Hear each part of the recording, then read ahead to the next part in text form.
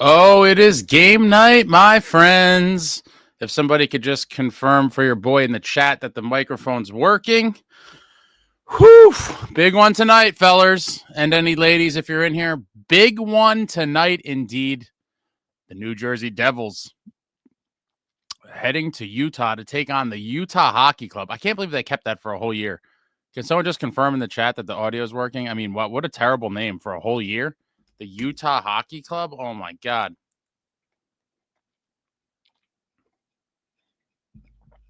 Anyone? Can you hear me? Type in the chat. Thanks, Max. Oh, welcome back, Devils fans. It is your host, Ace, here on Running with the Devils, where we are talking New Jersey Devils hockey all year long. Please hit that subscribe button, smash the like, share with a friend. Thank you very much.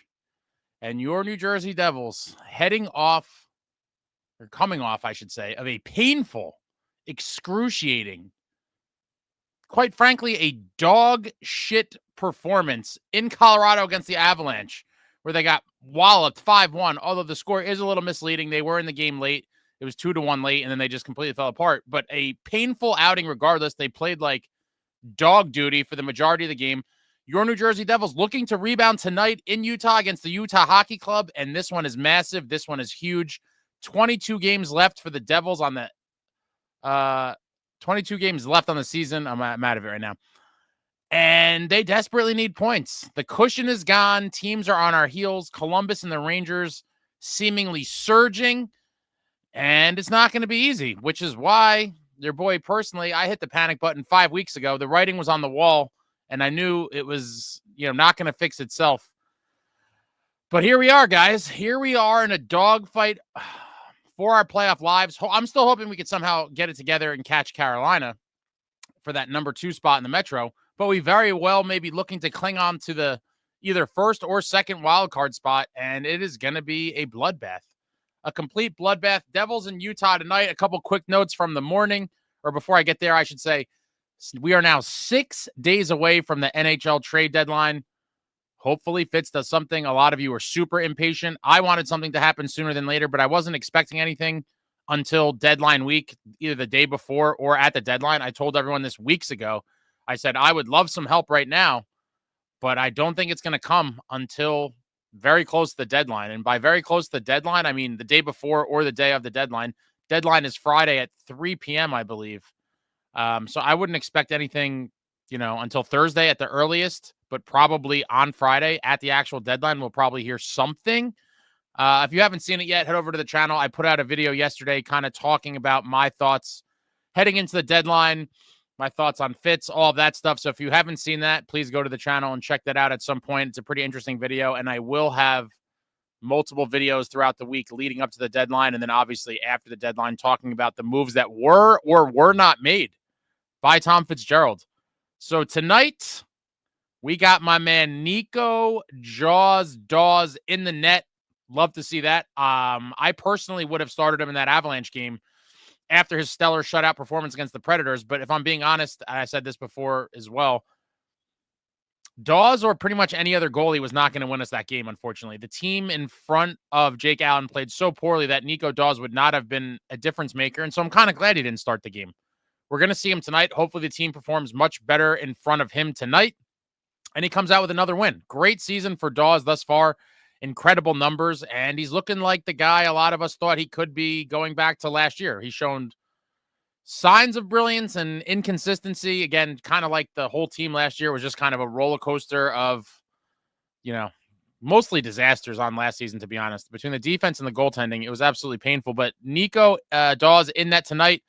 Nemitz is not going to be paired with Luke Hughes, thank God. I've talked about that in depth as well, how I think pairing two rookie, inexperienced defensemen together is a recipe for disaster, and it kind of looked like that on many nights. Finally, Sheldon Keefe's going away from that. We will see Nemitz start with Old Faithful Brendan Dillon, and he did say throughout the game he will be mixing and matching on D, so keep an eye on that. We're going to see probably all different types of pairings throughout the game as the game unfolds, but Nemitz should be starting with Dillon. Sheldon Keefe also mentioned he wants to see more from Luke Hughes and that he thought he was the defenseman that has the highest potential on both sides of the puck, in the D zone as well as the offense that he could bring. So that's kind of a guy that Sheldon Keefe's going to lean on. I'm sure Luke Hughes is going to be playing lots and lots of minutes, through these next 22 games as we try to hang on to or even improve, honestly, try to improve our playoff standing. But man, it's bloody, guys. It is bloody. Another thing I thought that Keefe said this morning that was interesting is he did say that he thought the fan base's favorite whipping boy, and especially this community here, Keefe said he thought Timo Meier was the best Devils forward in Colorado. That sounds like something your boy Ace said after the game. And so just to touch on this really quickly for the people hating on Timo, and I get it. He's in a drought. We pay him a ton of money, yada, yada. I get all of it. With that being said, if you watch the games, I watch the games. I hope most of you do as well. If you watch the games, it was undeniable to me that he did everything right but score. And hopefully it starts to come and he breaks through and he just starts burying goals. The drought is annoying. I want to see him produce more as well. I'm frustrated. I'm sure he's frustrated. But in the end, he is one of our best forwards. And he was our best forward in that Colorado game. And I expect him to be one of our best forwards again tonight. He does things that the other guys just simply cannot do. And people have to look past just the pure stats. I get it. Again, he gets paid a lot of money. He scored one goal in however many weeks, month, whatever it is. Hopefully they start going in for him. I hope it. I hope it happens. But he's still doing the other things right. Creating chances for himself, creating chances for others. He's smashing guys. Heavy dude, hard to play against. You need these guys. If you don't get it, you don't get it. But for the people bashing Timo, Sheldon Keefe is not in the fake praise business. He pretty much calls it as he sees it. In that game that Luke and Nemitz looked terrible, he straight up said they looked terrible. And so he has no vested interest in falsely pumping the tires of Timo Meier. And he straight up said today, Timo was our best forward in that Colorado game. So I just thought I wanted to mention that. Because a lot of people saying, Ace, you're blind, and Ace, you're a Timo lover. And I am a Timo lover. But I do think that I do give fair kind of viewpoints on the whole team, whether it's good, bad, or indifferent. I give my honest opinion, and they're not biased by me liking guys. And I've said he needs to produce more. He's struggling, and the production's not there right now. I fully admit that. But looking at the whole picture, he is doing the other things, and he's doing pretty much everything you could ask of him outside of actually scoring the goals, which no one's doing for the most part. All right, Timo rant over. He mentioned Jacob Markstrom back in practice again, that he's coming along nicely. He's getting closer. Again, what does that mean? We talk in cryptic code. I'm hoping to see Marky back at the latest. I'm hoping to see him in net against Winnipeg for our return home, which I believe is on the 7th. I'm hoping he's back by then, because that would mean we're playing tonight without him. Obviously, tomorrow night in Vegas. And at Dallas on Tuesday. Yeah, I'm hoping we see Marky make his triumphant return on the 7th. Friday the 7th at home against the very good Winnipeg Jets and Connor Hellebuck. I'm hoping we see him then. If he's not back by then, I will tell you guys, I will officially be nervous for sure, because obviously we need him back as soon as possible. He is our best goalie, regardless of what other people think. And yeah, he's capable of stealing games, stealing playoff series. This is why I was so jacked when the rumors came up last year, and I told everyone how badly I wanted him. And you kind of saw flashes of it in December and January, what he's capable of doing when he's on top of his game. And he was looking like a Vezina nominee, legitimate Vezina caliber player in net for your New Jersey Devils after years and years, outside of, year and a half or 2 years of Corey Schneider at the top of his game, which was wasted on a terrible Devils team, terrible teams, I should say. He's the best we've had since the great Martin Brodeur. Stability in net. And that is why I firmly believe that we cannot waste years of this core, this precious years of this core. And Jacob Markstrom is technically signed for 2 years. I've talked about time and time again how I believe he easily could be here for a third and potentially fourth year, depending on how he looks going forward. But at the moment, he's here for this year and next, and that's a win-now move. And so I said, stemming back to when we got Markstrom, win-now move, follow it up with more win-now moves. If Fitz does nothing before the deadline, I will be furious. But check out that video. I talk about it all in depth. I don't want to go off on a tangent about, the trade deadline and Fitz, but wow. Wow, oh wow. This one tonight is massive, as they all are going forward. Every game now, guys, is massive. So before people start making fun of me and go, oh, Ace is saying biggest game of the year and period of the year, pretty much every game now is the new game of the year, and every third period that we go into tied is pretty much the period of the season. That's essentially how it lays out now. Given how tight the standings are, how many teams are right on our heels, what the wild card's looking like. This is a dogfight. This is a steel cage match to the death, to the absolute death. No more pulse. That is where we are right now, and hopefully the Devils survive it, and hopefully the help comes. But now we are going to see what you find folks are talking about in the comments. Oh, I have one more announcement. Before I get to the comments. And it pains me to do it. It absolutely pains me to do it. I will say I am all for free speech and all of that. I believe in all of that.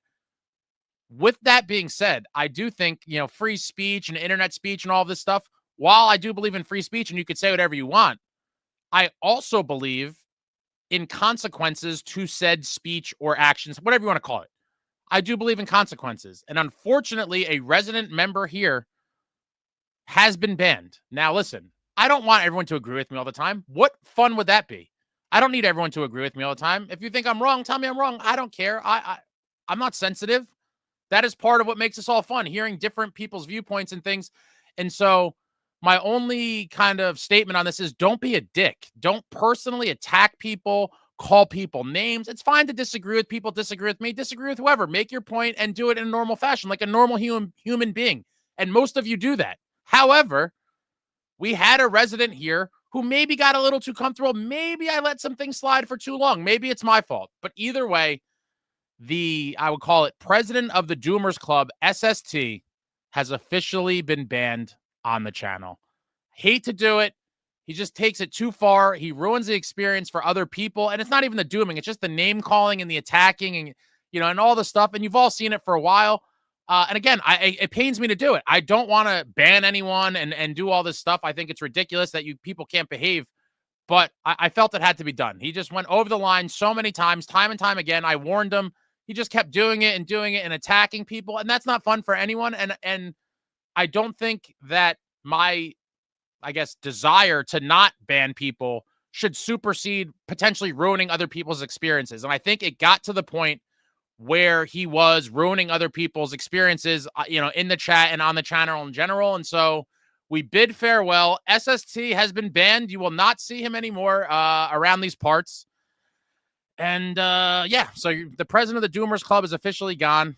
And for all of you, who will be looking or not so looking forward to his nonsense in the chat during the game and after, you're not going to see it anymore because the ban is officially in place.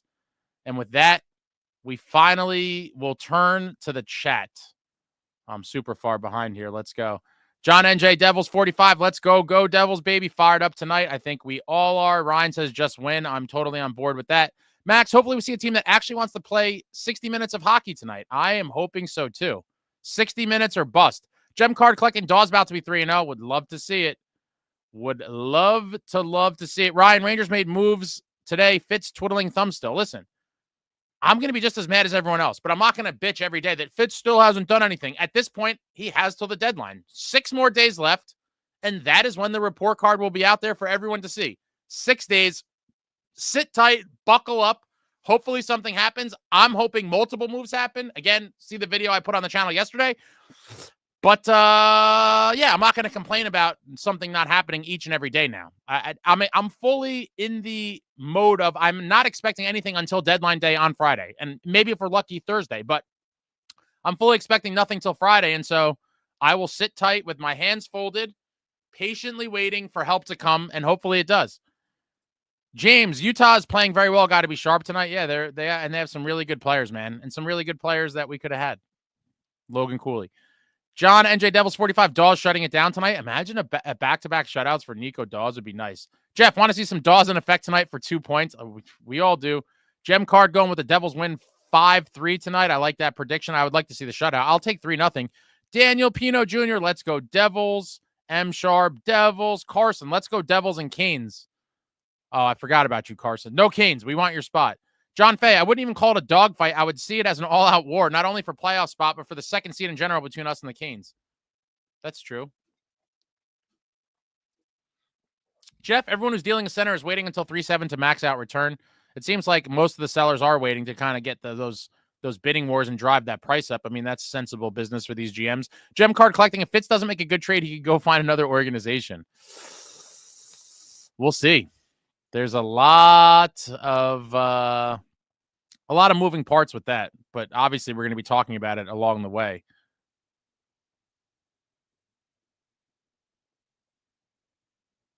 Jem Cart says every goalie can take a hike because the net belongs to Big Mike. And by Big Mike, he means Mikhail Yegorov of Boston University. Love that guy. Watched a bunch of his games on TV. Saw him live. You can check out the Boston vlog if you haven't seen that. There's some Yegorov stuff in there. And I will be putting out a video of him, a lot of action clips and warm-ups and things in probably the next few days in this week leading up to the deadline. I will put that out. He looked very good in person. Very, very impressed. John says, Fitz better be working the phones. I'm sure he is. M. Sharp, good to let Luke loose. John, NJ Devils 45, keep Nemitz out, roll Casey. Well, tonight we got Nemitz. Let's see what he could do. Casey out, Nemitz in.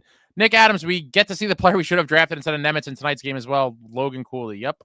Max, Timo Meier is constantly one of the best on the ice. The scoring is annoying, but you can't ask more than scoring from him. And then Nick says 1 goal in last 21 games. I know, Nick, it is painful, but come on, man. Cut the man some slack. Paulie Walnut says, hopefully Timo has a big March like last year. And for those that don't remember, Timo Meier led the entire league in goals last March.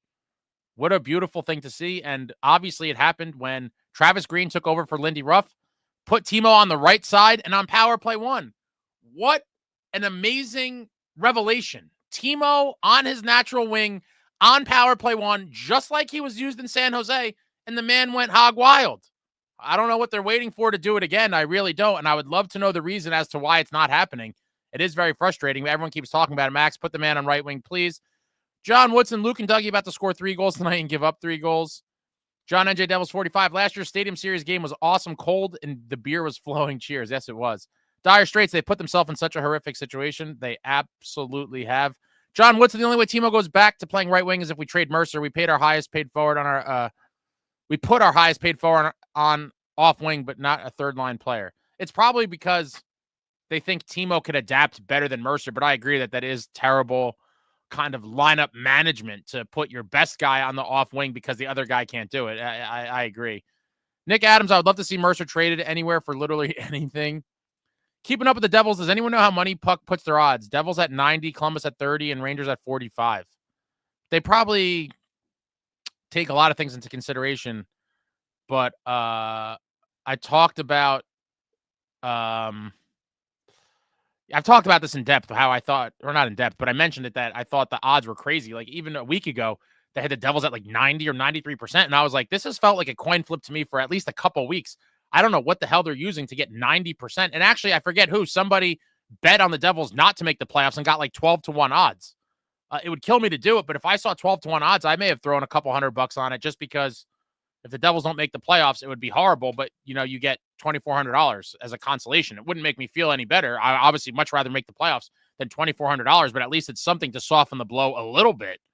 But yeah, I think they take into consideration, I guess they kind of rank how good the team is or how good whatever their metrics tell them the team is with their strength of remaining schedule, probably with however many home games they have. There's probably a whole bunch of stuff that goes into it. But either way, at any point recently to say the Devils were 90% to make the playoffs, I thought was just completely crazy. I would love to know if anyone can tell me, I don't know what site this is on, but if anyone can tell me, I'd be curious. What does it say their current odds are as of today or what the percentages for them to make the playoffs? Because now it's ridiculous. I mean, I think Carolina is only 4 points behind with a game in hand.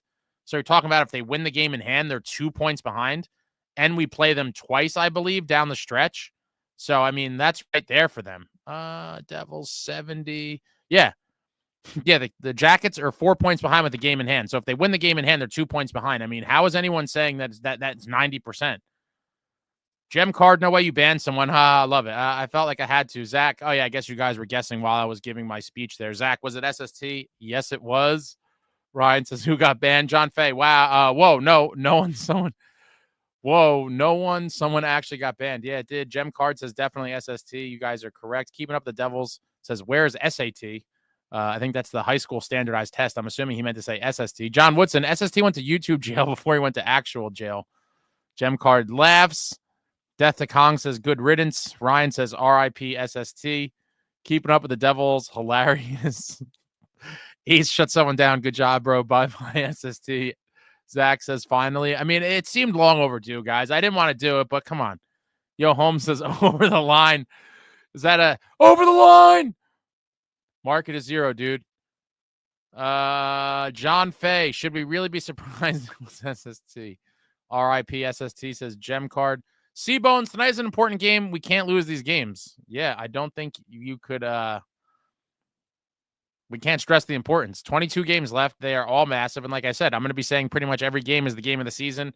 Every close or tied third period will be the third period of the season, and points are precious right now. Got to get all that we can. Jeff says, who got banned? I missed it. John Woodson, SST, my bud. Martin Ellis, Jack is not on the injury report. He's not. He was just resting from practice, so I think a couple people got confused and thought he was not playing tonight. Number 86 will, in fact, be in the lineup. He was just taking the day off from practice to rest. Yo, Holmes hits him with the gravestone there. Nice touch. There he is, Traveling Devil. What's going on? Adios.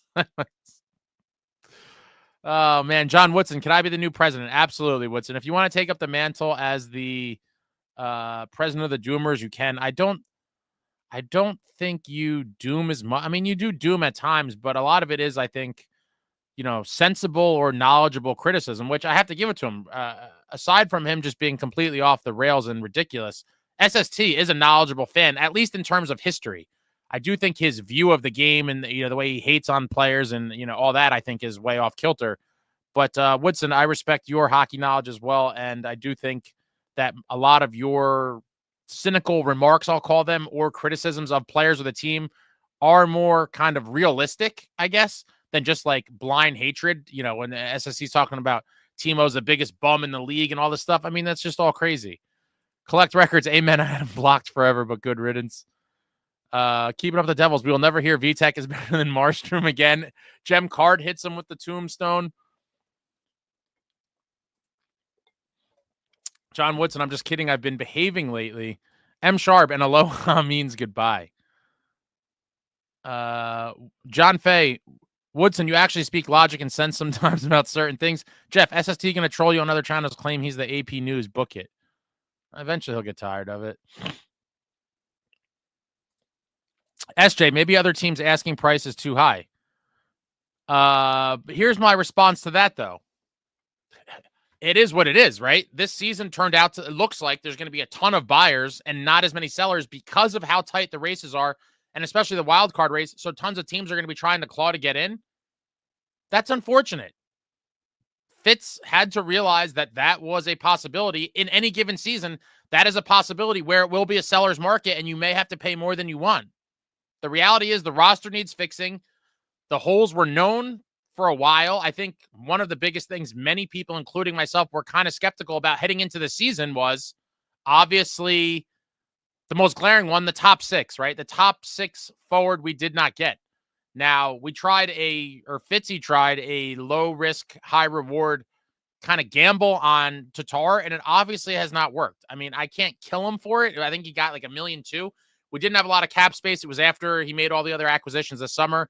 So we had money going to, Pesci, Dillon, all these other guys on the payroll, and there wasn't a lot of money left. At that point, Mercer was still a pending situation, and I'm sure they had an idea of what he was going to make, and so we didn't have a lot of money to allocate. They took a gamble on Tatar, hoping to recapture some of the magic from that beautiful 22-23 season, and unfortunately for us, that magic was not refound. And as a result, Jackhughes and Jesper Bratt have been forced to play with Andre Palat for the majority of the season. This is all on Fitz. I'm not killing him for it.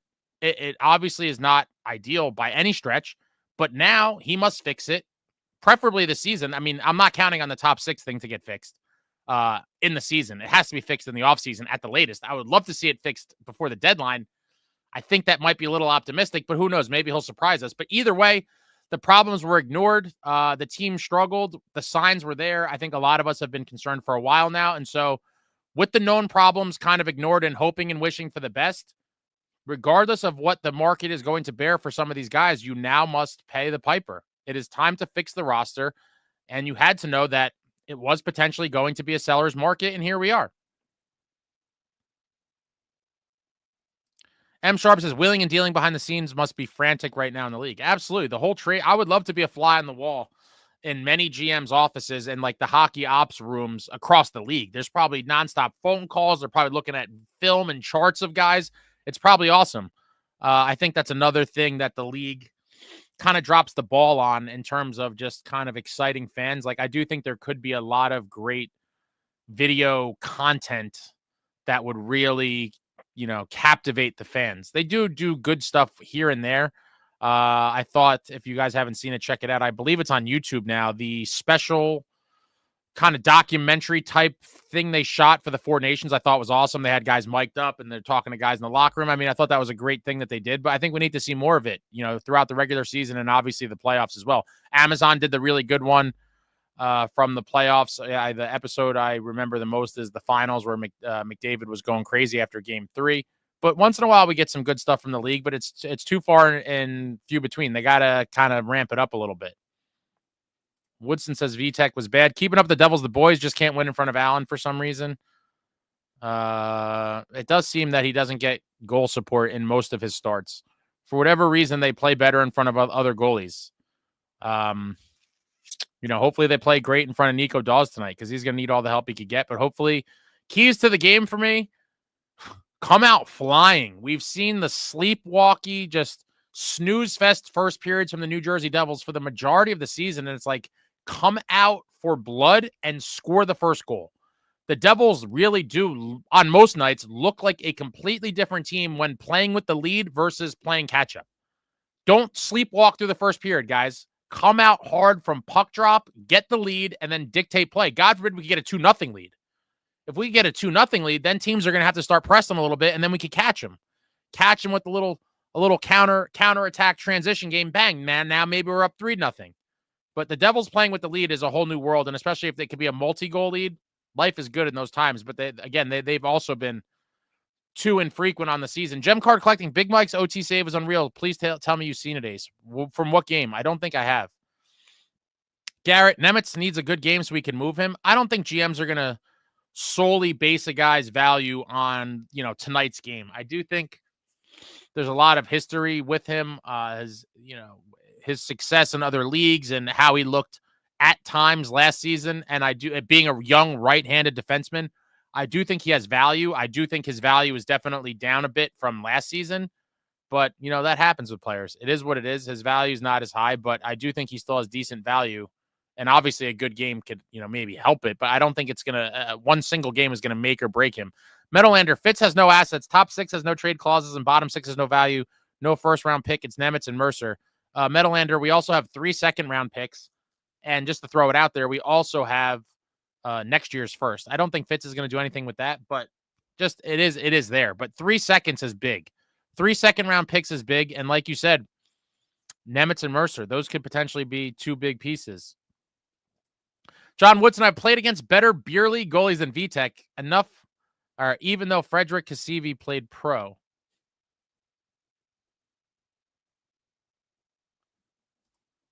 Who are you taking off power play 1 to put Meier on? I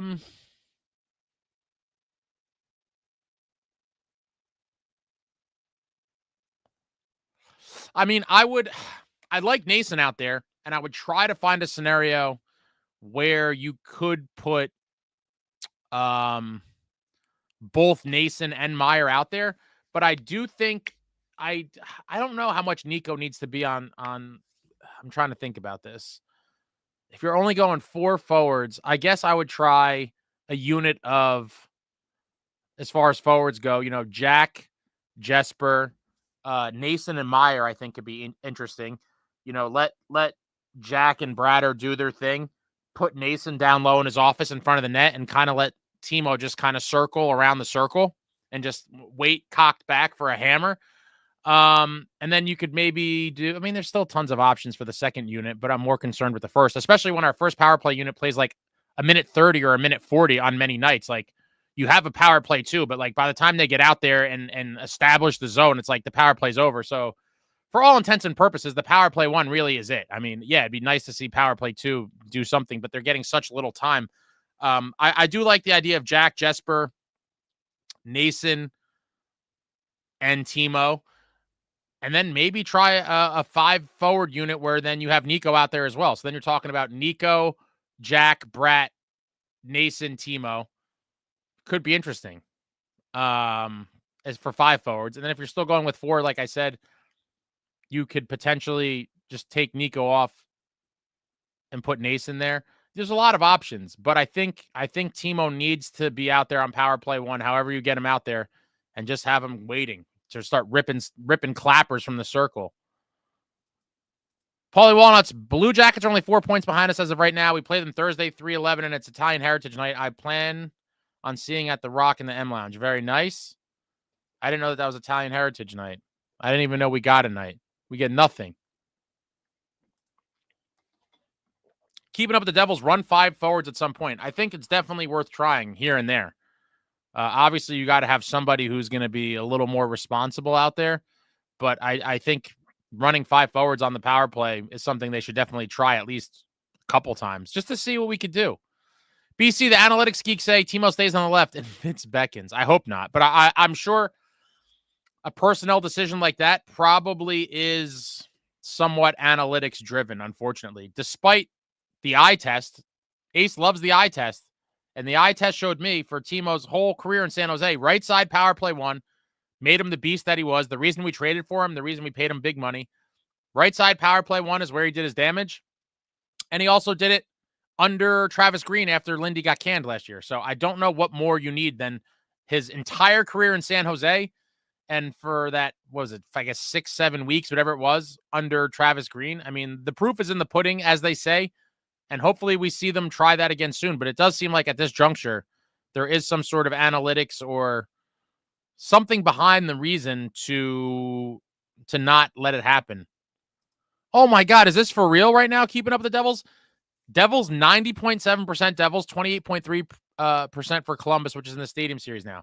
That just seems insane. Like 90.7%? How? How can that be?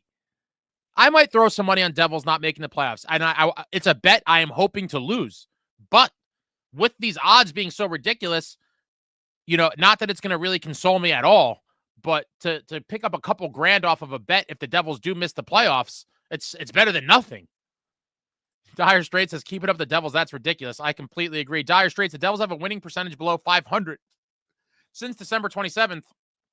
If they keep that up, they're cooked. Matt, I don't know how to even say it. I'm just going to call you Matt W. Damn, I thought it was going to be Joe Stalge that was going to get banned. How's he doing? Nemitz probably making him cry. Brian DeRiggi, are we playing Nemitz more because we were trying to trade him? I think Casey is a better player overall, so why wouldn't be playing him? At this juncture, I don't think so. I think Nemitz's value is pretty stable, whatever it is at now. I think that's what it's going to be in a week for 6 days from now. I do think Keith is trying to figure out which one of those kids on the blue line gives us a better chance to win, and I don't think he's really decided. I'm definitely decided that it's Seamus Casey, but I can understand why Keith wants to see both of them. I do think Casey brings the far better upside in terms of offensive production, but due to size and a couple other things, I do think that Nemitz probably is the more solid actual defender. And I think at the moment, Keith is trying to, weigh, do I want Casey with the higher offensive upside, but we're sacrificing a little bit in the D zone? Or do I want Nemitz, who's going to be a little more solid defensively at the moment, but might not bring that dynamic ability in the O zone? I think that's what he's trying to weigh right now. And, I think they're both probably going to get chances unless somebody just looks amazing and he just rides them out. Amagi, if the Devils have a miserable outing tonight, I'm committing suicide via brownie brittle overdose. I like it. Keeping up with the Devils, taking a risk for Nemitz. They're hoping to get a good game to raise trade value. I don't think it's going to happen from one game personally, but you never know. If he somehow looks amazing, maybe. John Fay, Amagi, honestly, I don't think anyone can blame you. Woodson definitely showcasing Nemitz, but it could burn us. At least they put him in with a vet for a change. Yeah. Always put the kids with the vets. Always put them in. Keeping up with the Devils, that's why it's risky to put them in. Woodson, it's Utah, so it should be a safer gamble, but I'm not confident. Mark, thank God no Jake Allen tonight. We actually have a chance to win. Mark, you really do unjustifiably hate on Jake Allen. He's played great most of the season. Not every game, but most games. He's kept the Devils in tons of games that we would have got skunked in. So I really don't understand why you hate him so much. he's played pretty damn good in most of his starts, and his numbers reflect that. The team doesn't show up in front of him. Traveling Devils says Nemitz is in tonight. Yes, he is. John Fay, keeping up with the Devils. You're thinking they put Nemitz to increase his trade value or at least try. Joshua Lee would need an NHL Hard Knocks. Exactly. Hard Knocks was a great series on HBO, obviously, and it's kind of a derivative of, in my opinion, the original HBO sports documentary, which kind of started it all. It started off about, damn, I feel so old now, guys. It was nearly 20 years ago. It was like 18 years ago with the 24/7 series. And I believe, if I'm not mistaken, the very first HBO 24/7 was built around the super fight at the time, which was Oscar De La Hoya versus then it was Pretty Boy Floyd Mayweather. It was when Floyd Mayweather was Pretty Boy Floyd before he became Money Mayweather. And I believe it was 2006 or 7. That was the first time I think that HBO did the 24/7 series where they followed the guys around with cameras, and it was riveting television. I remember waiting anxiously for the next episode, and it wasn't like, obviously this is pre-streaming services and all this on-demand shit where you watch everything and can binge it. This was like you had to wait each week for it to drop, and it was phenomenal television. They would put these out, I think they were like 30-minute episodes, and you'd see, you know, all the stuff during training camp and media availability and them just hanging out. And it was just great sports documentary. It was phenomenal. And I think it was kind of the grandfather of all of these types of programs to follow. Keeping up with the Devils. Let's just hope the Devils make franchise history by beating the no names and the no name land for the first time since moving.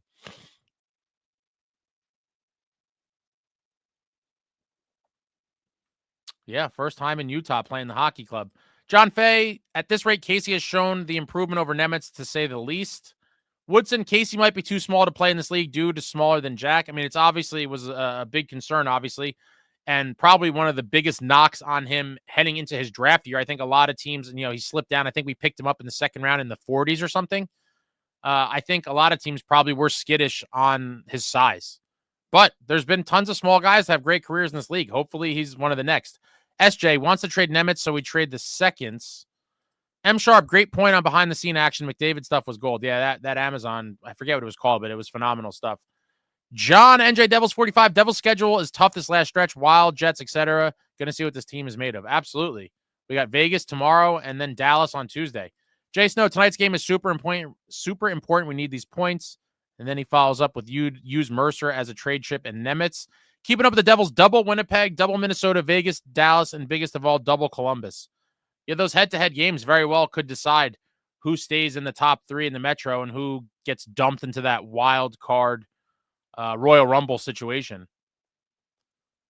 Jay Snow, Timo gives us the one-timer threat on the power play 1. I do agree. I would love to see him out there. John Fay, yeah, we got a big and brutal schedule coming up this month.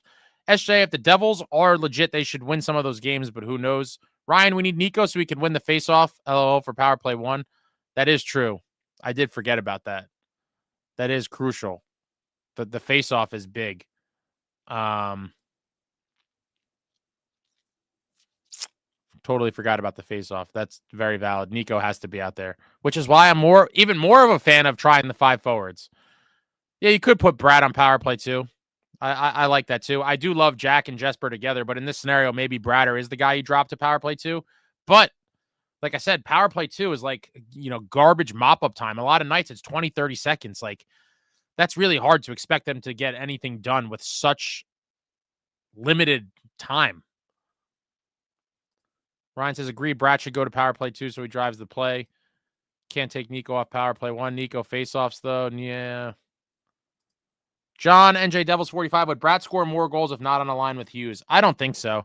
I just think Hughes is so dynamic with the puck, and his vision is great, and his passing is great. And I do think defenses have to react differently when he's out there. And so I do think, you know, the ideal scenario to get the most out of Jesper Bratt is to play him with Jack Hughes, which is why I think last year, I think they played a game or 2 together.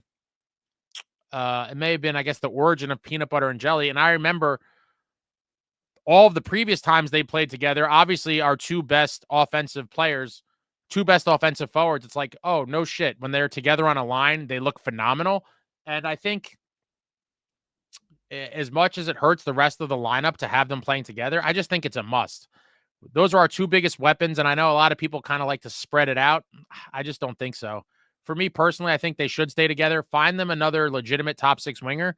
But I do think you get the most out of both Jack and Jesper when they're together. I've thought that for a while.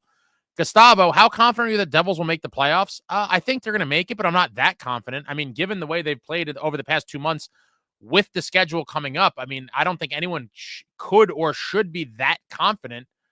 My biggest hope is honestly in Markey. I'm a big believer in Markey, and I think assuming he comes back for that game on the 7th or before, but I don't see how it'd be before. I guess maybe the Dallas game he has a shot, but I don't see it happening tonight. It's obviously not happening tonight. Rather, I don't see it happening tomorrow in Vegas. Although that'd be a great surprise, right? If he plays in Vegas, I'd be ecstatic. But we can't be without him for too much longer. We are in the thick of it right now. But I do believe he's going to steal some games for us down the stretch heading into the playoffs. So in terms of how confident I am, I'm a little confident. I don't know how to quantify that. But yeah, I'm not super confident, but I think they will make the playoffs. Jay Snow, my confidence level in the Devils is at an all-time low right now. I mean, for me, on the season, it is at an all-time low. I totally agree. Woodson, I'll go all in on the Devils missing the playoffs, those odds. Isn't that crazy? I forget who it was. My apologies, whoever it was. It was a regular, I believe, that put a bet on the Devils not to make the playoffs the other day at 12-1. I was astonished that was the odds. I was like, are you kidding me? 12-1? What are these odds makers on? They're on some of that good stuff. Ritter Engine, what's going on? Who is Fitzy hunting for? We will find out in 6 days. Jay Snow, we haven't won back-to-back games since January. Depressing. Absolutely depressing. Keep it up with the Devils. The model is now divided into 3 components. Each team's ability to win, scoring chances, and goaltending. These components are displayed on the power rankings page. Each component is added. Yeah, I mean, Timo alone is generating a shit ton of scoring chances, but if they don't go in, who cares how many chances you're generating? At the end of the day, the only thing that matters is goals on the scoreboard. And too often, as of late, the Devils end up with less goals than the opponent and painful losses. But that is interesting how they calculate this. Yeah, I think it's flawed. Seems like a very flawed calculation. Ritter Engine says, need to grab a 6-pack before the game starts. Oh, I'm on the hard stuff, my man. A 6-pack's going to do nothing for me watching this team. Jay Snow, Nemitz had a good rookie year. I don't know if he's lost all confidence because he's having a rough year so far. Alex, Nemitz's IQ is way higher. His ceiling is much greater than Casey's. That's why he was a number 2 pick. His processing time is his best quality. I don't know if his IQ is way higher. I mean, people could say that all they want, but in the end, Seamus Casey has shown, in my opinion, to be a pretty headsy defenseman, even in the NHL level. Oh boy, by running a simulation of the rest of the NHL season 100,000 times, we can create precise probabilities of the outcome of the season for each team. Each game is simulated using the probabilities. Yeah, I just think this is a good old-fashioned breakdown in the logic of their formulas, whatever they're doing. They could tell me they simulated the season 7 billion times. In the end, to say, as of today, the Devils have a 90% chance of making the playoffs, I truly believe is psychotic. How could anyone believe that? It's crazy. Listen, I think they're going to make it, but to 90%? I mean, wow. Ritter Engine, I'll be honest here. I know Dawes has been good last few games, but overall, I don't have much faith in his game. I don't know why. Why is that? Jay Snow says it's garbage now. Hard Knocks. No one wants to do it. I haven't watched it in years. I'm just so disinterested in the NFL and pretty much all sports for the most part outside of hockey. Ace says, Brendan says, I'm terrified. John Woodson, Nemitz had an injury at the end of the summer, got thrown in the middle of the fire. I give Nemitz a pass this year, give him the offseason to rest and reset. Jay Snow, if Markey's healthy, maybe dangle Allen. I don't think they'll do that. I think they really want him as an insurance policy. And I also think Jake Allen made a big fuss about coming here and he wanted assurances. And I believe there's a handshake deal that he won't get moved. And so for those reasons, I'd be shocked if Jake Allen is traded. Meadowlander, the Ford Nation face-off feature from NHL is close to Hard Knocks format. Yeah, I mentioned that one before. Really good documentary. Check it out if you haven't seen it. John Woodson, Luke had an injury too and hasn't lit the world on fire either. Paulie Walnuts, Jake Allen shut out Utah back in October. It was my son's birthday and we sat first row behind the net. Great experience being right up against the glass. Nice. I will say though, Paulie Walnuts, while it is cool to be on the glass, overall I don't love it just because of how many sights you miss. It's hard to see stuff in the corner. Like when they're right up in front of you, obviously it's as good as it gets, right? You're looking at them through an inch thick plexiglass or whatever the hell it's made out of, and they're right there. And that's amazing. But as soon as the puck goes to the corner or down, I find that it's very difficult to kind of follow where the puck is, and you lose it at spots. I've sat on the glass many times, and like I said, it is an awesome experience. But in terms of viewpoint, not ideal for me personally. Devils Holic, what's the deal? Is Utah announcing the name before the season begins since Yeti got tossed? What is it now? Outlaws? I think they went to a vote. They had an issue with the Yeti company, I believe, that with trademark and all of that and the whole big nonsense thing. And so I think they were trying to figure out what their next name is going to be. I haven't been following it closely, but as far as I know, I don't think there's been a name announced yet. Jason, at least Casey tries to bang hell, put on size. Samuel, we need every point. Yes, we do.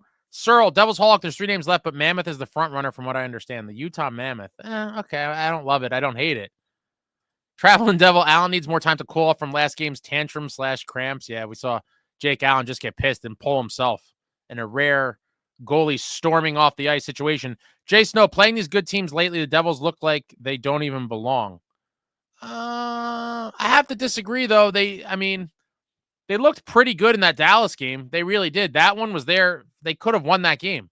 Was it the best game? No, but they didn't look outclassed. They looked outclassed against the Avalanche, for sure. Samuel, let's hope if Sleepy Fitz gets to center, he can handle faceoffs. I'm sure that's on his wish list for sure. Traveling Devil, I wish he had skated off earlier. I like the anger towards the team lacks of giving a shit. Yeah, the goalies are fired up. Markey's another fiery guy. We remember, I forget what team it was against, but he stormed off the ice and was smashing his stick against everything. Smashing his stick against the wall and blah, blah, blah. Love to see it. I want guys that hate losing. Markey's definitely one of them. I love Jacob Markstrom. Jay Snow, Jackson elite passer. He needs a good finisher on his line, not freaking plot. Agree. Totally agree. That was the biggest, hole in my opinion and most people's opinion heading into the season is that who is going to be the third guy on the line with peanut butter and jelly, and it was plot. Chico, Bratt without Hughes, he would be successful, but if we're going to experiment, I'd rather put Bratt on left wing and move Nason or Meier to number 1 right wing. For whatever reason, Timo and Jack never seemed good together. I'm down to try it again, but I just don't think it's just one of those things that I think it's just never going to work out well. I would be interested in seeing Nason with Jack. I think a lot of us have talked about that, trying Cotter for an extended period of time or Nason with Jack, I think could be interesting. Devils Holic, I'm headed to Chicago in March to see the Devils versus Hawks. Very cool. I've always wanted to go to a game in Chicago. I never have. It's on my eventual list. Eventual things to eventually do. Jay Snow, the Bratt Timo Nico line last year was really good. Arm E, what's up, Ace? Let's beat the out of Utah tonight. Let's smash their skulls in, guys. Smash it in. Antonino Russo, Coyotes always gave us issues. I don't know how. Coyotes always gave us issues. I don't know how this one will go, to be honest. Ritter says fire the Dits. RME and get that Skaven POS Marchand to the Devils. I would love him. I don't know how that, how realistic that would be in terms of a lot of things, but if it somehow could happen, I would love to see it. Marchand's a winner. He's an agitator. He's a guy that you hate when you're going against him, but a guy you'd love to have on your team. I just don't think the team would even inquire on him. I just do think, I don't know if our fragile locker room could handle a guy like that, but maybe it's just what they need. I do think they need a veteran guy who's been down the road before, who's a winner, who will not be afraid to speak his mind and probably tear into guys. Now, a lot of guys aren't built for that, and I think part of the stigma that got attached to JT Miller was for that reason. I wanted the Devils to at least inquire on Miller. His contract at $8 million a year did scare me a little bit. I do think it's going to age kind of badly, but maybe it doesn't. But in the end, I do think he's a win now guy. That's a win now player. And at the right price, I would love to see it, but I think that's highly unlikely. Jay Snow, I've wanted Jack with Timo forever, but it just seems like it never works. Dire Straits, oh boy, Blue Jackets up 1-0. John, Timo's forward defense has been great this year. Timo's a monster. Jay Snow, Mercer's driving me nuts. Last game, he tries a behind-the-legs drop pass to Timo. What is he doing? Samuel, remember when we were told fix the D and the scoring will be there? I mean, in fairness to Fitz, the scoring was there last year. The defense and goaltending was sloppy. This year, we have decent defense and very good goaltending, and the offense is just consistently inconsistent. Some nights, it seems like we couldn't score to save our lives. RME, Salayev looking like a beast this year. He's going to be a monstrous MF in a few years. One of the prospects I'm the most excited about. You guys know I am all about heavier, edgier, more violent monster men, and Salayev is a beast. Salayev is an absolute beast. He is going to be one very big boy. One very big boy. I think is he still only 18 or is he 19 now? He's still only 18 years old. My God, he turns 19 next month. He turns 19 in April, listed at 6'7" and 209. Man, if he could ever fill into a man body and get up to like 225, 230, which I have to believe he would. I don't see how he wouldn't. It seems like, that would probably be where he kind of where he settles as like a full-grown man. But he's an absolute beast. I got to see him at development camp. I got some footage of it in the summer. First time he was ever in New Jersey. I just dropped the link in the chat. If you want to see Anton Salayev, if you're not familiar, he's a monster defensive prospect for the Devils. We took him 10th overall last year in the draft. Big kid, pretty good skater, could do a little bit of everything, and he's going to be a big part of this team's future for sure on the blue line.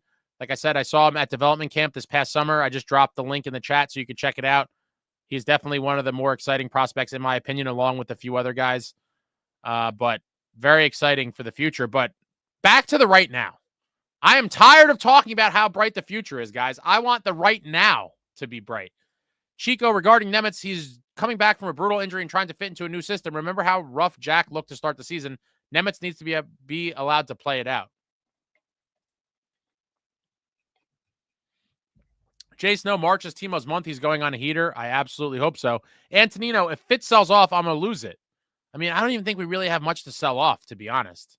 Like last year, the big sell-off was Toffoli, which I thought for sure we were going to get a first-rounder for Toffoli. It sucked the way the whole season played out. I thought we were going to be, obviously, going into last year, a great team like we were the year before and go on this playoff run with Toffoli.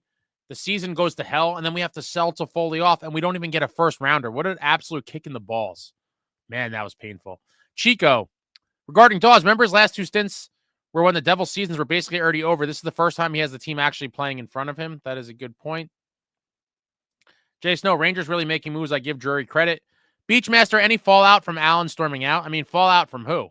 Who's gonna, what kind of fallout could there be? I don't think there was at all. Jay Snow, don't worry. The Devils don't go in the corners. You ain't missing anything. Dire Straits says that Jay Snow, he dumped all their bad contracts. I think he's talking about Drury and the Rangers. He deserves credit for that 100%. John, NJ Devils 45, do you like Luke on the penalty kill? It's one of those things where, I honestly don't love, or at least initially I didn't love Jack on the penalty kill either. But with that being said, the way some of these teams structure their power plays, when you have a guy like Jack or Luke on the penalty kill, you're a constant danger to go down the ice shorthanded and maybe pop them for a shorty. And so I do think it's a little bit of a high risk, high reward type maneuver, but I don't absolutely hate it. I mean, traditionally, I always was like, put the shutdown guys on the PK and don't worry about anything and just try to shut the other team down and make sure you kill it off. But now as the league evolves a little bit, I understand why coaches are tempted to throw guys like that out there because, try to get a shorty. And especially on some nights where the Devils offense looks like shit. I mean, how amazing would it be if we were in a tight, like a 0-0 game where our offense couldn't get anything going, and then Jack's out there on the PK, and all of a sudden he gets sprung for a breakaway, or him and Brad are come in on a 2-on-1, and they pop a shorthanded goal to take the lead. Like, stuff like that could demoralize the opposition. Beachmaster, we're all going to just ignore our goalie walked off. I mean, I didn't ignore it. I thought it was hilarious. I mean, it was with a minute and a half left. Like, what do you want to do? Do you want him to get penalized for it? Like, the team quit on him, and he was like, F this, and he just stormed off. It happens. Keeping up the Devils. Did anyone see the Sorokin goal and Ovechkin again? I haven't seen anything today. I was running around doing nonsense and had to come home and prepare for this. So I read that Sorokin got credited with a goal. I think it's one of those, like, Marty actually scored 3 times in his career. Only the first goal, he actually shot it down the ice and, like, scored a goal. The other 2, he was the last guy to touch the puck, and it ended up in the net, and he was credited with the goal. It is very different. Obviously, it's cool for a goalie to get a goal any way you could get one. But when you see him shoot it down like he did on that first one in the playoffs against Montreal, where he corrals it and just curls it and just fires it up the ice, that was just all-time Devils history right there. Jason, no, the Rangers were the best team in hockey last year, and this year blowing it up. I don't know how many seasons of crap we got to watch. Listen, man, I'm frustrated too, guy. I'm frustrated too, Jason. Now look behind, but my whole studio is a shrine to the glory days of the New Jersey Devils. I mean, glory days. That's all we got right now. Some days when I'm depressed about this team, I watch, either Heaven or Second Heaven or the 2003 Cup video or just straight up highlights. And it gets me through. Gets me through some of the hard times. Jason, know that Vegas game was a total embarrassment. Keeping up the Devils. That was Markey versus San Jose after the goal against with 24 seconds left. Okay, yep. Yeah, when I think someone tried to clear it and someone tried to clear it and it hit a defenseman or something, right? I forget who it was. Someone tried to clear it and it hit the linesman or whatever. Yeah, that was terrible. John says Markey is a hell of a competitor. Love his passion, as do I. Chico, I want to try Meier one more time with Hughes, but I agree. I just think there's not enough puck for both of them. SJ says, yeah, we get to see Cooley. Jay Snow, you want to say the Dallas game, we didn't score a goal till the game was essentially over. But again, I'm looking at the way the game played out. Like, we didn't look terrible. They were getting tons of chances and just couldn't score. Casey DeSmith was made to look like an all-star against us, but they had chances and they didn't look flat like they did in that Avalanche game. Goals aside. Jay Snow, Marchand got hurt today. Interesting. Everyone's saying he got hurt. I didn't see that either. Samuel, really like Cotter on the Jack Bratt line for a game at least. We've seen it for like very brief, fleeting moments. I'd like to see it for a full game. Just give us a full game and let's see. Traveling Devil, I'm ready to see Nason go off more than he did earlier about this team not caring. It's the home stretch and someone needs to become vocal about the team breaking down, not playing 60 minutes. Definitely agree there. Army, Marchand can be that Claude Lemieux type guy for us we need. I agree with that wholeheartedly. Number 22, Claude Lemieux, right over my head there with the 1995 Conn Smythe Trophy as the most valuable player of the playoffs. What a legend Claude Lemieux is. Jace, no, Devils don't have that speed that we did 2 years ago. I think people are kind of making a bigger thing out of this than it is. I mean, what are we missing? Miles Wood and Boquist in the games he played. I don't think there's all of these guys that were just speed demons that we got rid of, and now it's like that is the cause for us sucking. Again, no one was saying shit about we don't have the speed in December when we were setting NHL records and looking like one of the best teams in the league. Metalander, a lot of chat about Besser. Is he worth $8 million over 5 years? I mean, the reality is, with the salary cap going up, I mean, he's probably, $8 million isn't what it was a couple weeks ago after they announced that, which I think was a big thing that probably led to Drury pulling the trigger on bringing JT Miller back to New York. Because I remember, you're like $8 million and he's going to be, he's going to be pretty old at the end of the contract. And you're like, that one's going to sting. And then they announced the cap going up. And all of a sudden that $8 million doesn't seem quite as bad with the cap going up. And I think that was probably a little nudge for Drury to be like, all right, screw it. Let's bring him back. And Miller's a dog. Would have loved Miller in a vacuum, aside from the whole contract situation. But, in a vacuum, I love what JT Miller brings. I think we lack that kind of fiery heart kind of guy. And we need one. Or we need more, I should say.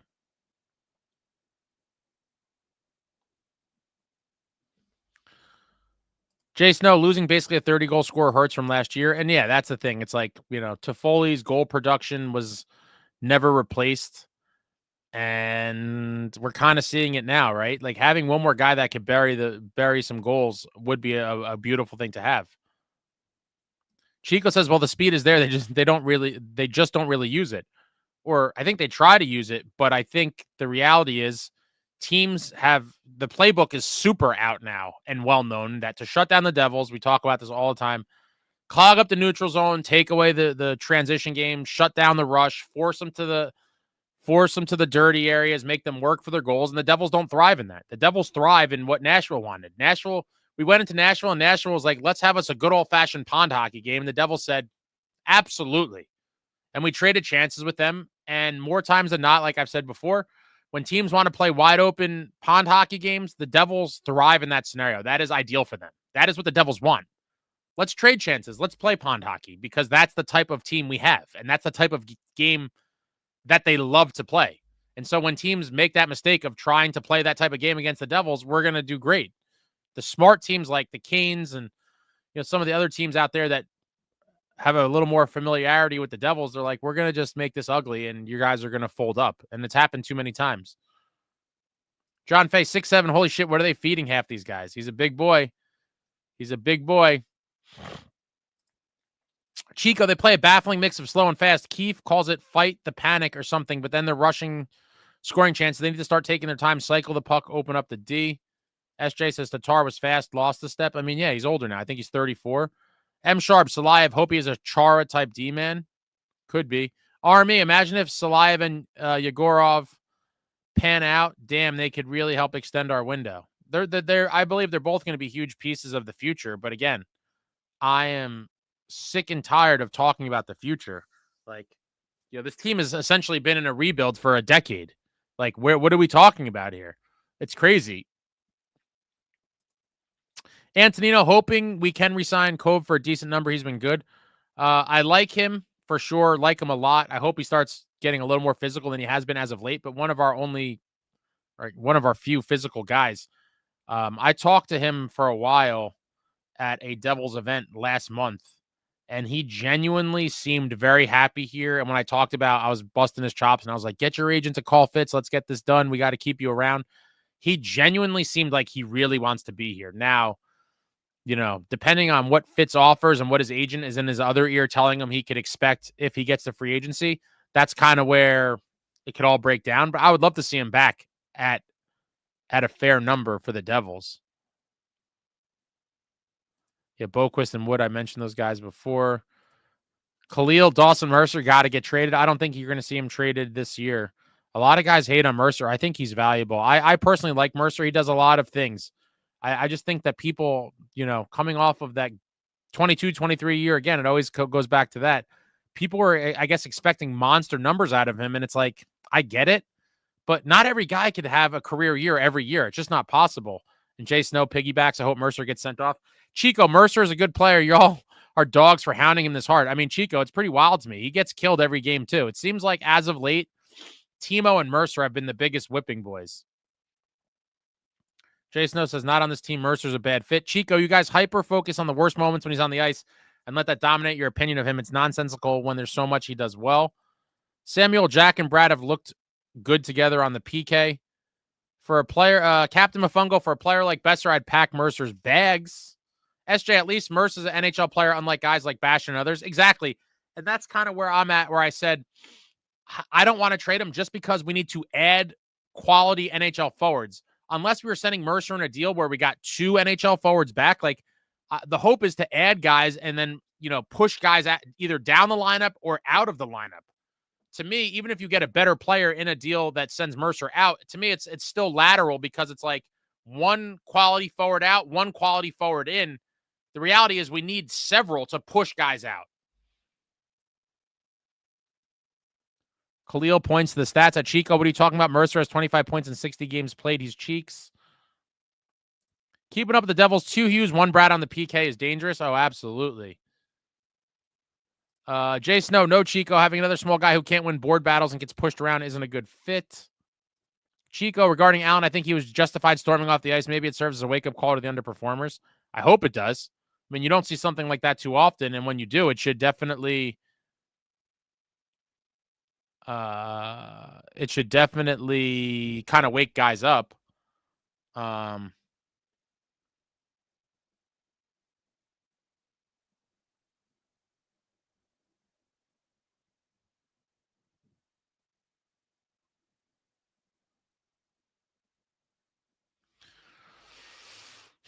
Collect records. Devils Fanatics post that NJD are interested in Marchand. I'm interested if it's for nothing substantial. Isn't he going to be a UFA? I don't think there's anything credible to this. I would love to know where are they pulling that from. Now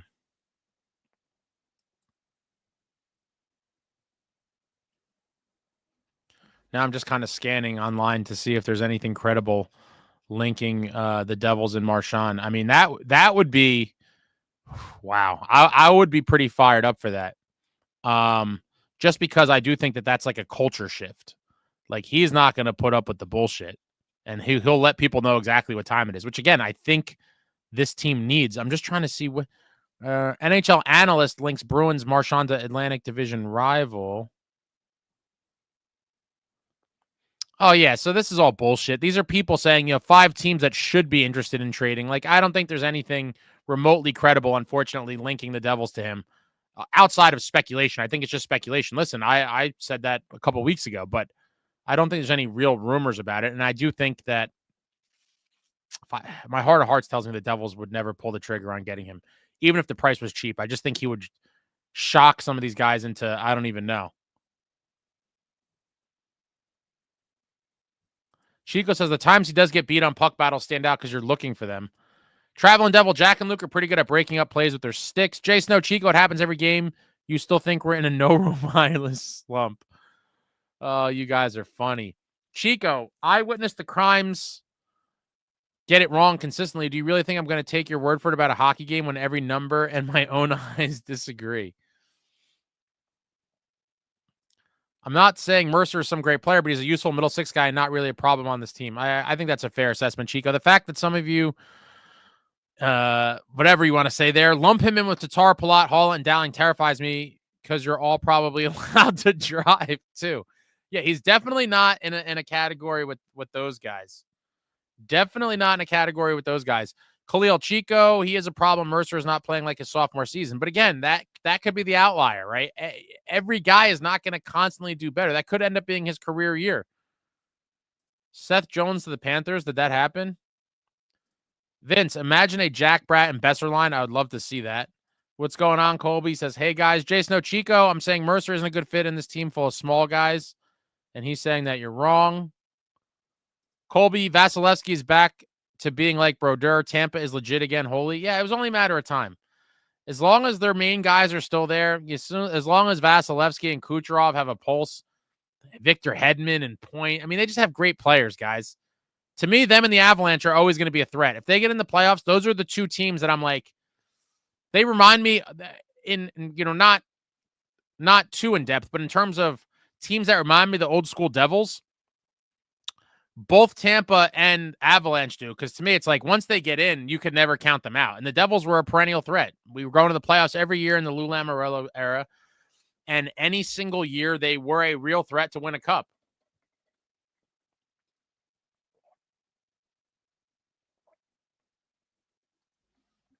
Everybody just fighting about Mercer.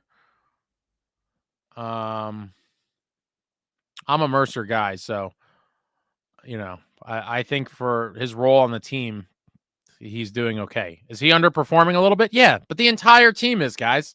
Who's not underperforming right now? You would say Jack and Brad are basically doing what you expected in terms of production. Everybody else is. Eddie says bench Timo, light a fire under his ass. I would never bench Timo. He would, according to Sheldon Keefe. I said it after the game, but now Sheldon Keefe also said what I said.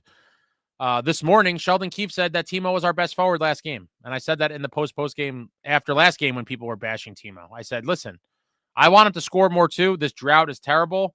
I get all of it, blah, blah, blah. But in the end, he was our best forward on the ice tonight. And I said that after the Avalanche game. And Sheldon Keefe said that this morning. I don't know what more you guys want to hear. Keefe's not going to be giving false kind of rundowns on players from the game before.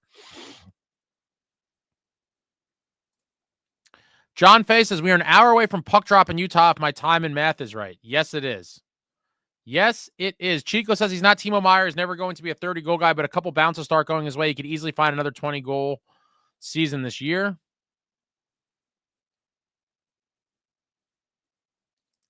Metalander, the UFA of the offseason is Olivier in Columbus. I watched him dummy Rempe earlier this year at Badass. I love Olivier. Throwback player for sure. Wow, Spencer Knight and a first rounder. That's a pretty big one.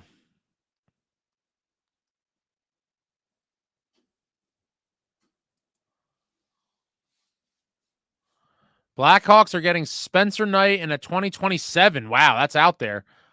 First round pick from Florida for Seth Jones. Wow, Panthers looking to make a move.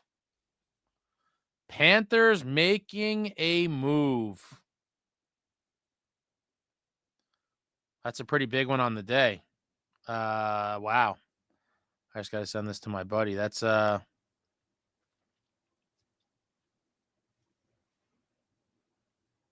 Blackhawks are retaining 25% of the Seth Jones salary as well.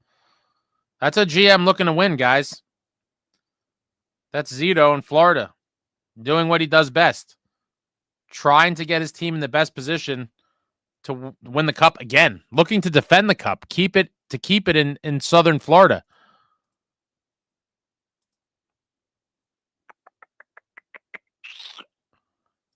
Seth just won the lotto. You ain't kidding. He was playing on a literal lottery pick team, and now he's going to the defending cup champs. Talk about rags to riches. Andrew, Vincent, Allen, Ace, anyone that you would like to see added to this team, top 3 guys. I'm going to put a video out. A lot of them are probably not realistic. I'm going to try to do some real the video will probably come out in a few days. It'll be a combination, and I'll spell it out clearly in the video. I'll say this is probably a pipe dream, and then I'll kind of give the guys that I think are realistic. But there's no shortage of guys.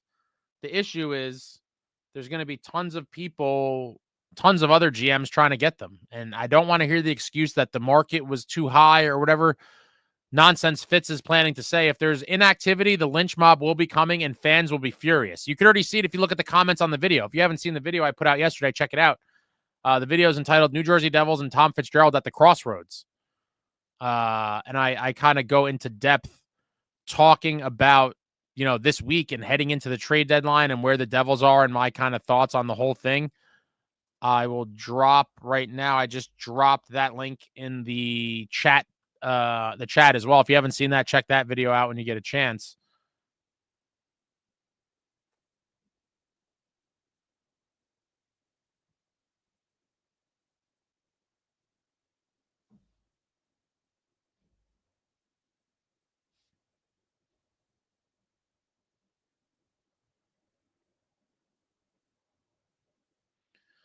But 6 days left. Chico says, obviously, I'd like Mercer to be the 50-point guy we thought he was, but a regular 20-goal guy who does a little bit of everything well and can eat middle 6 minutes is not the problem. Yeah, and you could put him out there in all situations. He could be on the power play. He could play penalty kill. I mean, that's what, people don't value the flexibility that he brings to the lineup. I mean, not too many guys could do all of the things that he does. And that in and of itself has a value to the team. Are we on the regular chart? Yeah, thank God. I hate when we're not at MSG. Keeping up the Devils. Devils get worse in multiple categories if Timo is scratched. I 1,000% agree with you there as well.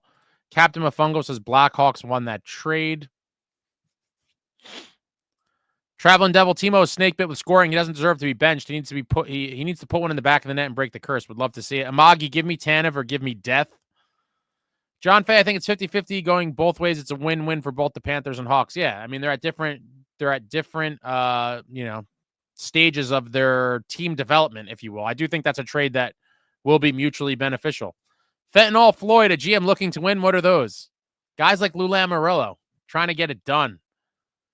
Dire Straits. BJ's will be 2 points behind. Oh boy. Let me flap up to my... Oh, man, yeah. 3-1 heading into the third. Columbus refusing to bow out. They'll be 2 points behind with the same amount of games played. And then they're gonna have the game in hand again after we play tonight. Wow. Chico, Spencer Knight is going to be huge for the Hawks. Bedard looks like he wants to jump in front of the nearest train every time the camera shows him on the bench. Depression is affecting his play. That's kind of one of the ugly truths of being, a very high pick, is that your reward for being a great player and being drafted number 1 is that you're going to a dog shit team. And in a lot of cases, that team stays dog shit for a while. It does suck. Antonino, Bill Zito is a Don, and the GM from Vegas is 1-2-0. cares balls to walls every year. Jay Snow says, Chico, when's the norovirus going to pass for the Devils? Keeping up with the Devils. Just want to point out how calm it feels with no SST. Oh, boy. Chico, you're so pathetic. And all right. HZ Neon, Mercer has more points than Palat, who plays with Jack and Brett. I mean, if that doesn't tell you the whole story, right? I mean, you know, I'm surprised more people aren't attacking Palat. Not that I want them to, but I do find it funny that Mercer, I don't know, for whatever reason, it seems like, again, public enemy number one amongst a lot of fans is Timo Meier, and then it seems like Dawson Mercer's right behind him. And to the point that HZ Neon makes right here, it's like, well, Mercer's, you know, a second, third line kind of guy, depending on the night, whatever it is. Why are people going after him more than Palat? Palat makes more money than him. You know, Palat's getting paid $6 million.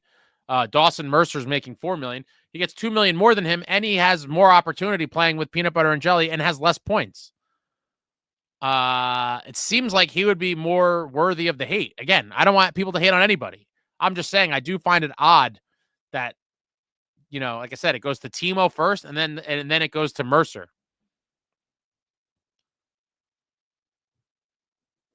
Jay Snow says the Devils are in deep shit. Chico says, there we agree. The season could very easily fall apart. Dire Straits says it's already falling apart. Jay Snow says it's been falling apart. Chico says, for me, falling apart is they fall out of a playoff spot.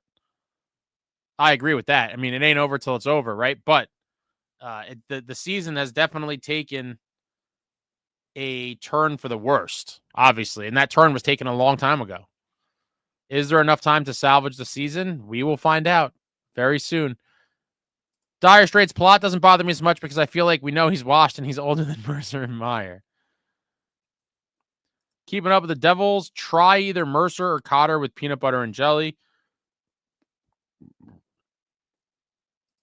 Dire Straits, they're going to be fighting with the Rangers for a wild card spot at the rate they're going in. At one point, we're up, 15 points on them? It was something crazy. At one point, we had a massive lead over the Rangers. I don't remember what it was, but 15-ish points seems about accurate, I think. It was something very substantial. For sure. It was a lot.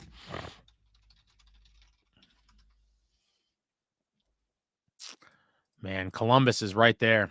Columbus is now just breathing down our necks. Can you guys feel it? Because I certainly can.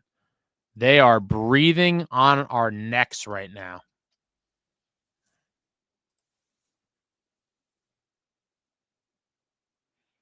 Canadians up 1-0 in the second. Sharks and Sens, man. I would love. It's never going to happen, but I would love for the Senators to just lose every game from now till the end of the season and miss the playoffs, and then have all the Brady rumors start up again. I think he's going to go to Florida, if anything. I really do. But, Carolina down 1-0 to the Oilers. I like that. Let's go Oilers. Midway through the game, 12 minutes left in the second. Oilers up 1-0. If they lose and we win, we'll be tied in points again, and they'll have the game in hand. Pathetic, though. Every time they lose, we lose. We had so many chances to either to leapfrog them, and we couldn't. Chico says if Jack gets hurt, it's over. That's definitely for real. Jack is the entire offense right now. Chico, I want McCann or Ryan O'Reilly so badly. I agree with you there. I would love either one of those guys. I do think it would kill me to give up. Like a month ago, if someone said, would you include Nemitz? I'm not saying 1-for-1 straight up, but if someone had asked, would I trade Nemitz in a deal for Ryan O'Reilly? I would have said absolutely not. And as the season plays out and given everything going on, I wouldn't be thrilled about it, but it's not an immediate no for me. I would still rather trade Nemitz in a deal for a guy like McCann versus O'Reilly because of age. But, I would have been a hard no a month ago. And now because of the way the season feels like it's slipping away, I am now like, let me think about it. Whereas a month ago, I would have been like, hell no. But I think I would include Nemitz in a deal for McCann if it had to be done. Jay Snow, Fitt's going to wait till the last minute to make a trade. I've thought that the whole way, for sure. I think that the news is going to come out on Friday. They so desperately need a 3C. It seems like he's in love with Evans from the Canadians. We'll see how that all plays out.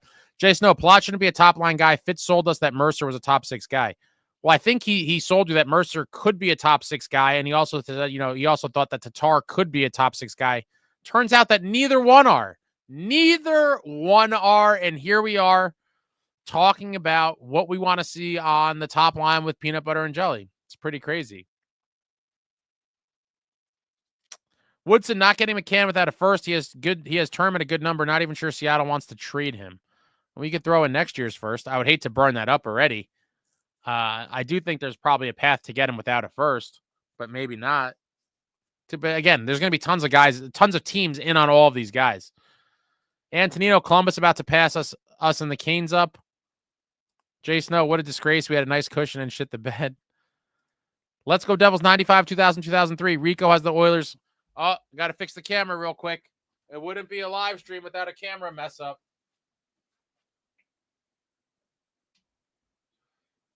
Camera mess up. I'll be back 1 second. Just got to flip the switch.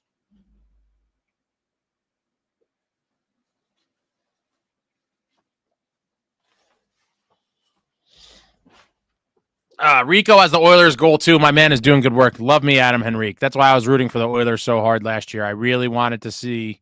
I'm a big Connor McDavid guy as well, but I primarily wanted to see. I really wanted to see Henrique get a cup. I thought that would have been really nice.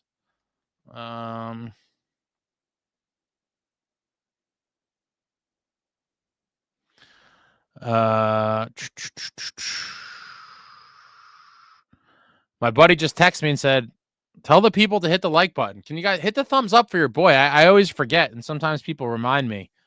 I've been told the likes are pretty weak. Hit the thumbs up. Hit the thumbs up. Hit the thumbs up for your boy. Dire Straits' head should roll for this travesty. I mean, it's not over yet. Until it's officially a travesty, I'm not going to call it a travesty. Keeping up with the Devils, Mercer Nemitz a second for a third line center and a dude for PBJ. What? Oh, okay. And a second for a third line center and a dude. You're looking to solve all your problems in one swoop, huh? It's possible. John Fay, our biggest worry shouldn't be about the Canes right now. It should be about the Blue Jackets who are literally on our back door and inching closer game by game. It's true. I would love to take the second spot, but it's like, let's hold down the third spot first. Like, teams are gunning for us, and Columbus is going to be within 2 points in a couple minutes.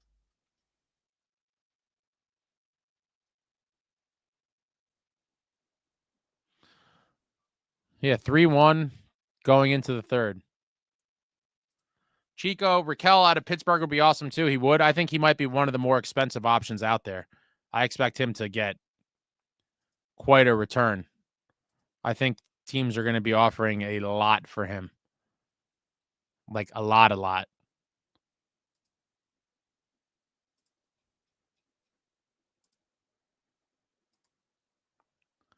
B, I trade Casey and Mercer plus Lenny for Forsberg and O'Reilly. Don't think Forsberg is available. No, they're not going to trade him. I think that's the one guy that'll be safe.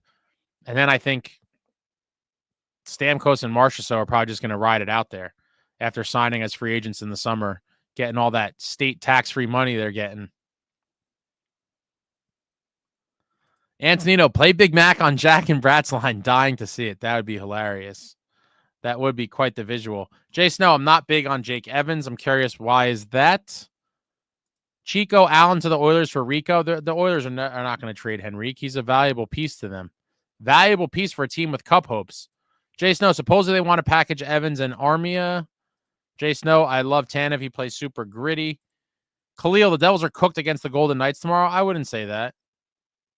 I wouldn't say that that's a given. You never know. This Devils team has played very good against a lot of good teams this year. And hopefully we see that consistently for the rest of the season because we play a lot of good teams. Chico, Dubas is great on the trade market. If he gets the green light to rebuild, he'll get a decent haul for Raquel, but wingers rarely go for all that much. Let me see something.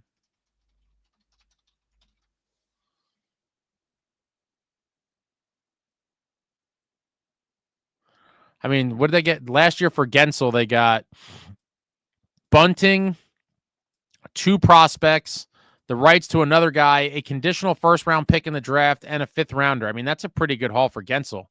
Shout out to Jake Gensel representing Team USA.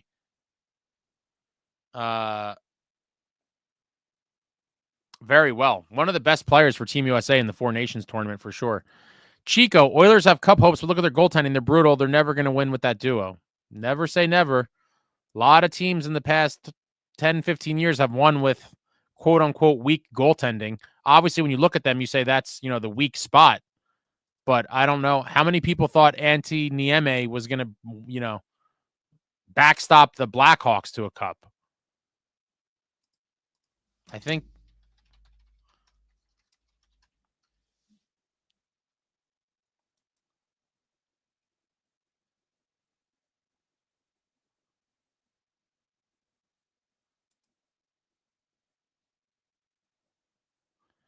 Jeter Turker Fitz won't do anything, especially if they drop these next few games. Honestly, these next few games should not mean anything because even if we lost all of them, we would still be right in the thick of it. And so to use that as an excuse to not be a buyer, I would go ballistic because we're at the point now, even if we lost all of them, they're not like dead in the water. They would still be right there in the race. So there's no excuses that I'm accepting whatsoever for this season not to add. Dire Straits, I have no confidence at all. I feel like I've seen this story too many times. The fact that their record isn't that much better than last year's team at the same point speaks volumes. It's so sad, especially after the start we had. My God.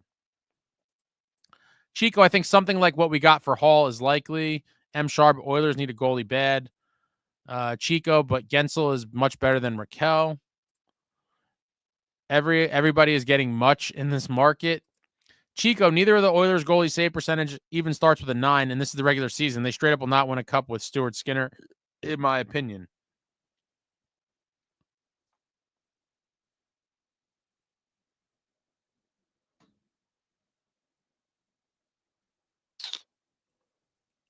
Damn, sub 900? That's pretty brutal. To have a sub. Oh, that's it, guys. It's time for me to go. It's time for me to go. Thank you all for coming out. I will see you soon. Hit the thumbs up on your way out or right now. Just hit that like for your boy. Devils pregame is about to come on. It is a huge one for us tonight. We desperately need the win. I'll be back after the game, and hopefully we're drinking, hopefully it's victory vodka, not loser beverages. Loser beverages taste like shit, and especially at this juncture of the season, it will really, really put me in a bad mood. Really put me in a bad mood. Devils need this one tonight. I hope they come out fired up. Look to see Nico Dawes have another gem of a start. And that's it. I'll be back after the game. Like, comment, subscribe, and all that jazz. Until next time, friends, let's go Devils.